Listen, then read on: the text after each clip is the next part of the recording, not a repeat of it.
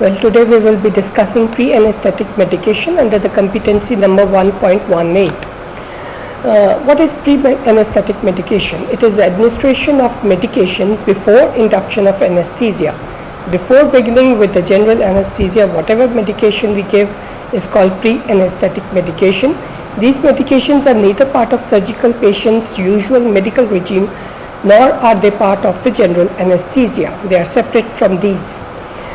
The aims of pre-anesthetic medication: relief of anxiety and apprehension pre-operatively and to facilitate smooth induction of general anesthesia. Amnesia for both the pre and the post-operative events.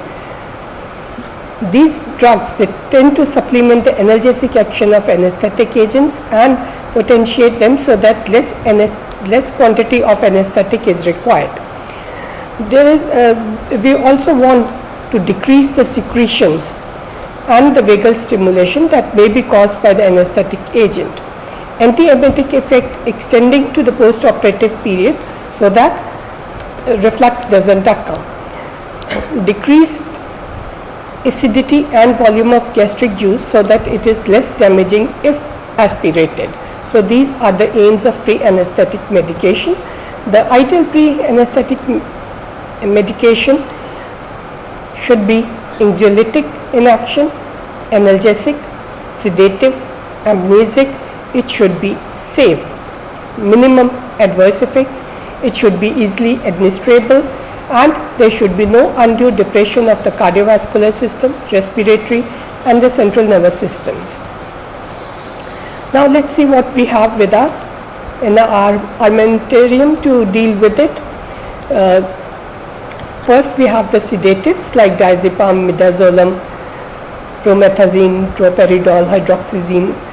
Then we have analgesics, opioids and the NSAIDs. Opioids like morphine, fentanyl, pentazocine, butorphanol, tramadol. NSAIDs like ketoprofen, diclofenac, piroxicam, acetaminophen. Then we have anticholinergics, atropine, scopolamine, glycopyrrolate. To reduce the gastric acid secretion, we have antacids, histamine 2 blockers, proton pump inhibitors, the prokinetic drugs like metoclopramide and domperidone.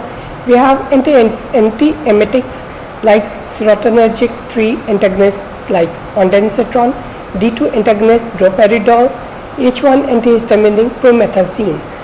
So according to the patient selection, we can use these drugs. The details will be dealt separately. Today we will be dealing with them briefly. The choice of the individual pre-anesthetic drug would depend upon the patient, that is his age, sex, body weight, physical condition, vitals, the proposed surgery which the patient is going to undertake, availability of adequate pre-operative and post-operative monitoring and nursing care available, and the non-pharmacological one. Careful discussion of the patient's concerns is essential, including at the pre-operative assessment. So, dealing with these drug groups individually. Sedatives, first the benzodiazepines. They are safer than barbiturates. They cause anterograde amnesia.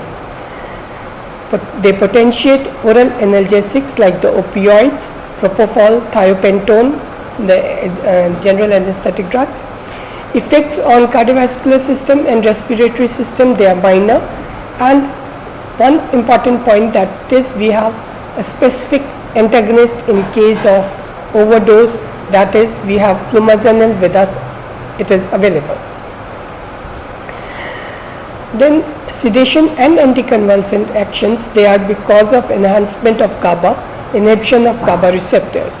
Anxiolytic effect is mediated through glycine mediated inhibition of the brainstem.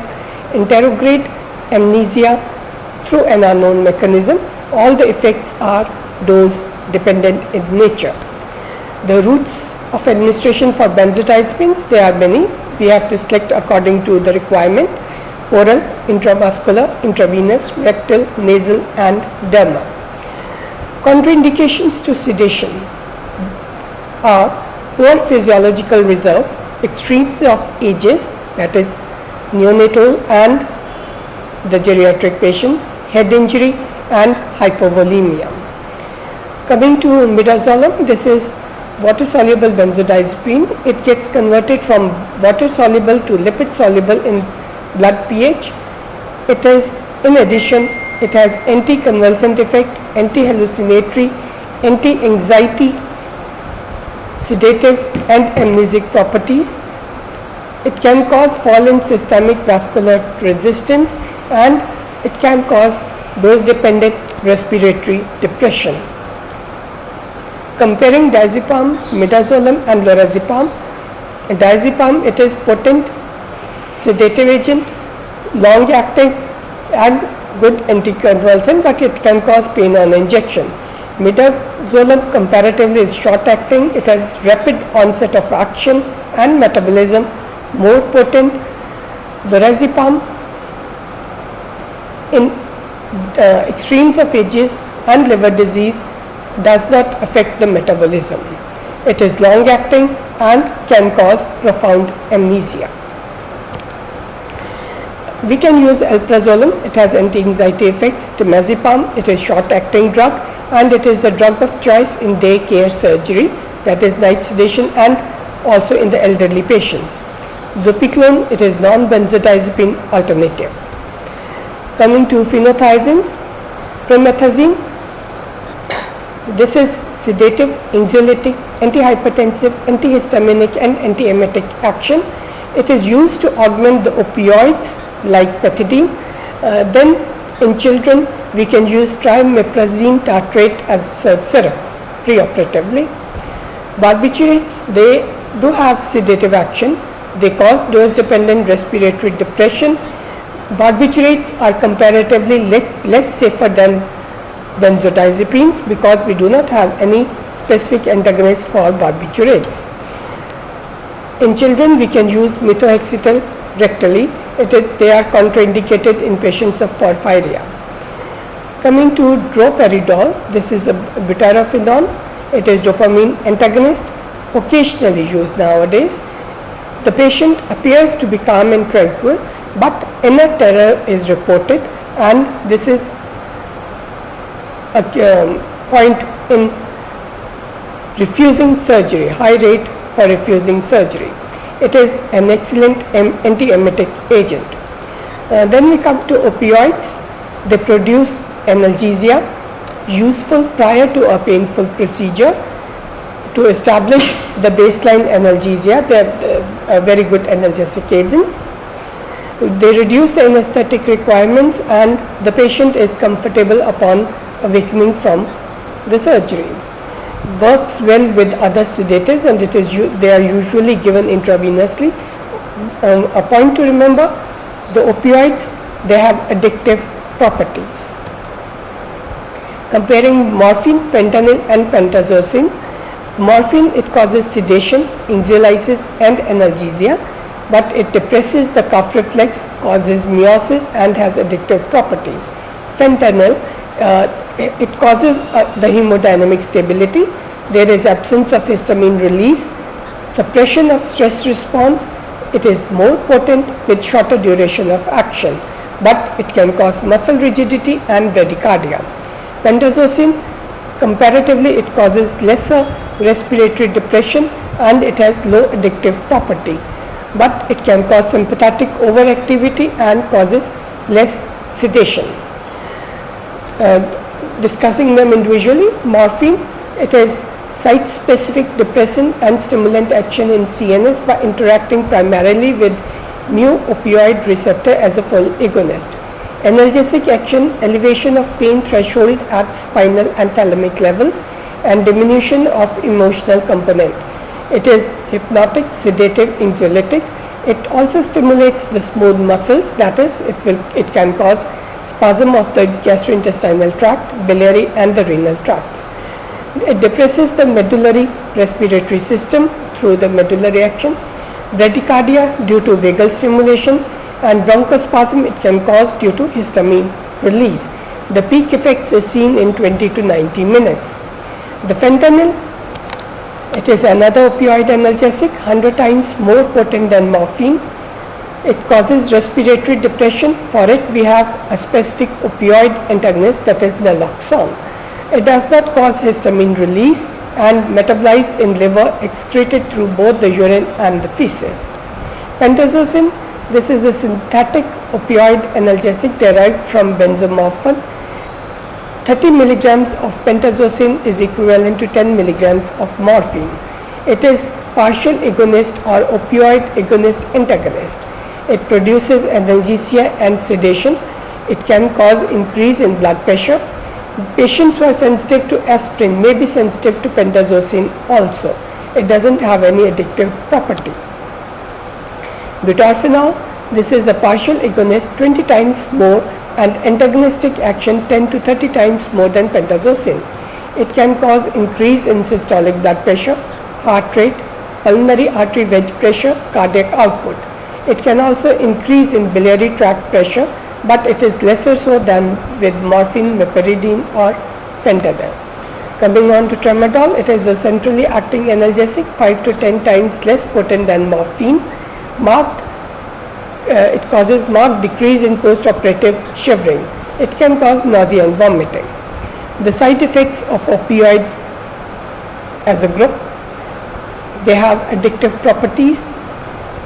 Lesser we have discussed, respiratory depression, orthostatic hypertension, histamine release more so with morphine can cause bronchospasm and anaphylaxis. There is shift in carbon dioxide response. There can be occasional dysphoria or euphoria, can cause nausea and vomiting, pruritus. There can be spasm of sphincter of Oddi, that is hepatopancreatic sphincter. Paracetamol is very commonly used. It has central analgesic effect mediated through descending serotonergic pathways. NSAIDs, they are longer acting. We can use diclofenac, ketoprofen, piroxicam. These NSAIDs, they tend to have an increased risk of myocardial infarction, heart failure, hypertension and gastrointestinal ulcers. Coming on to anticholinergics, they are mainly used to reduce the secretions and they are vagolytic in action. Atropine, scopolamine and glycopyrrolate, comparatively the vagolytic action is maximum with atropine. Anti-chalagogue or anti-secretory effect maximum with scopolamine and glycopyrrolate. Sedation and amnesia is best with scopolamine. Atropine, a few words let's discuss. It is a racemic mixture. It blocks the effects of acetylcholine at postganglionic cholinergic nerve endings. It directly stimulates the respiratory center, causes bronchial muscle relaxation, reduces the secretions, dilates the pupils. It has vagolytic action and in addition slightly antiemetic in nature.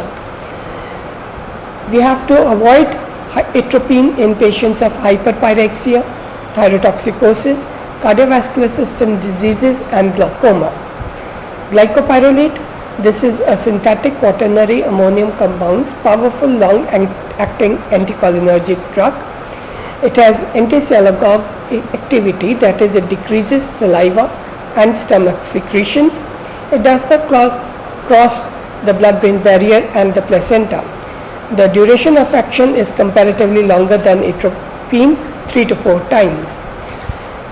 The drugs which are used to alter the gastric fluid volume and pH, antacids, we can use oral sodium citrate before induction, H2 antagonists like ranitidine, proton pump inhibitors like omeprazole, lansoprazole, prokinetic drugs like metoclopramide, domperidone.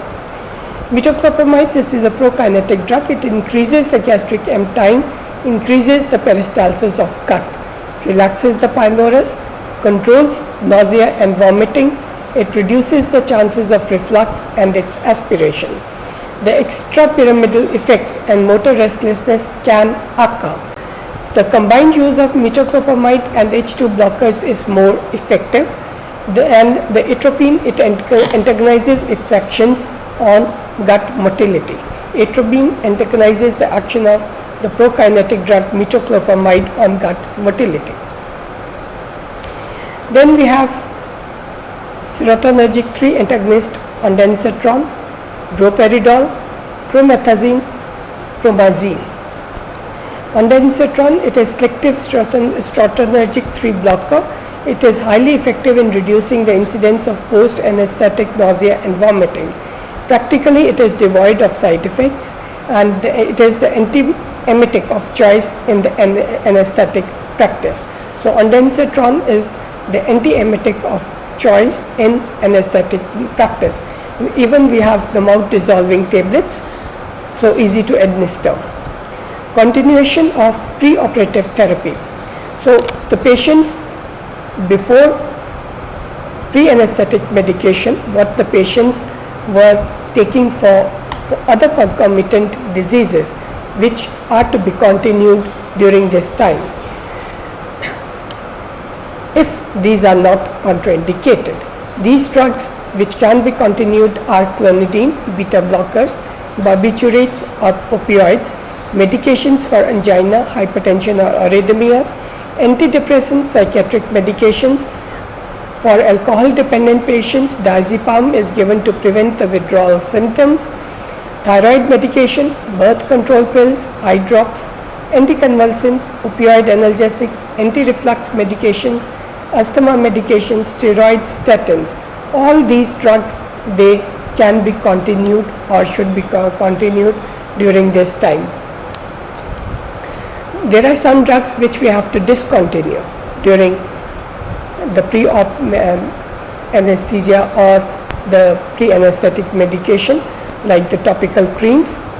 The patients of diabetes who are on oral hypoglycemic agents, we have to shift the patient to insulin before surgery.